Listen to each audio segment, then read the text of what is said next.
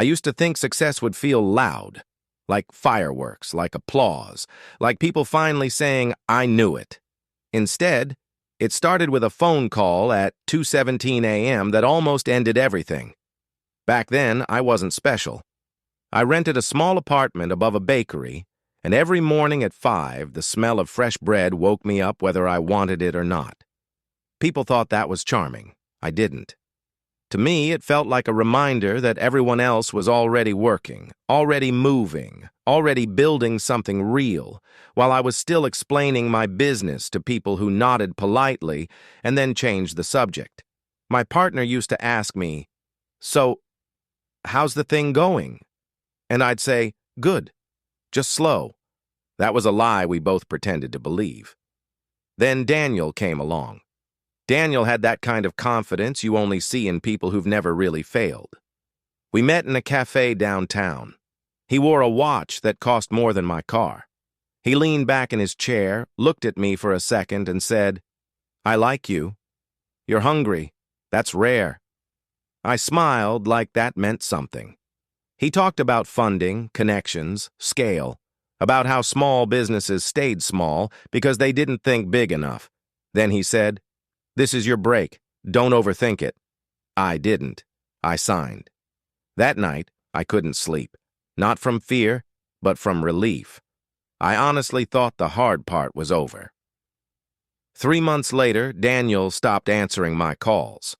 At first, it was small delays. Busy week. "Let's talk Monday." Then nothing.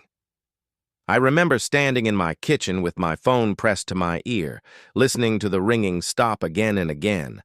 My partner watched me and finally asked, "Is that normal?" I said, "Yeah, this is how business works." Another lie.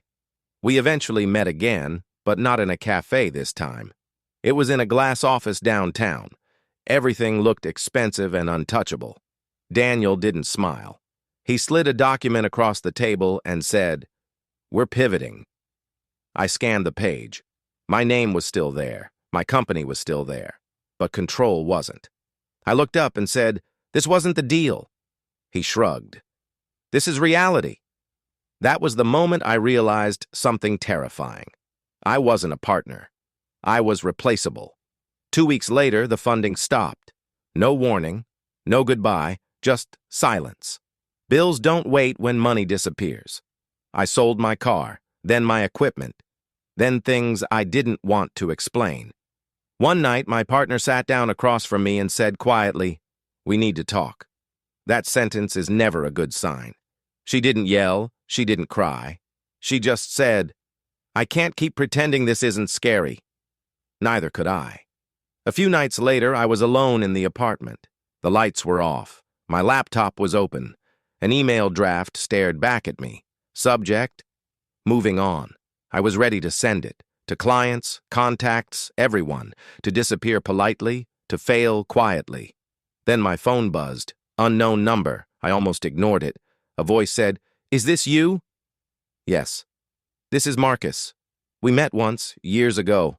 I barely remembered him. He continued, "I heard what happened with Daniel." My stomach dropped. "I shouldn't know that," I said. He laughed. "Everyone knows."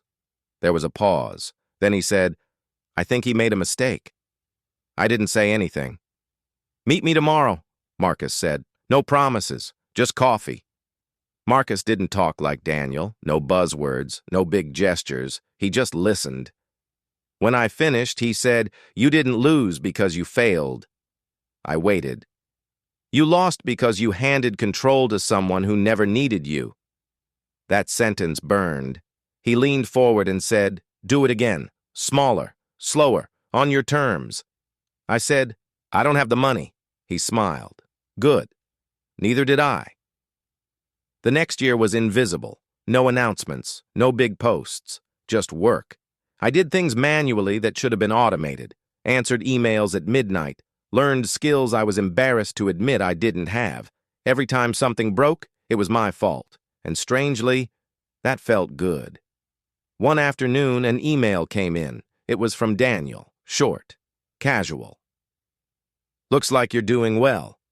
Want to catch up?" I stared at the screen for a long time. Then I closed it. That was the moment I knew. The real win didn't come with fireworks. It came during a meeting where a client said, "We want you to lead this." Not assist, not support, lead. I muted my mic and leaned back in my chair. For a second, I couldn't breathe. Years later, people ask me, "How did you do it?" I usually smile and say, "It took time."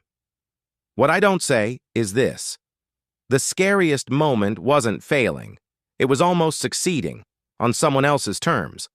If that phone hadn't rung at 2:17 a.m., I would have quit quietly, and no one would have noticed.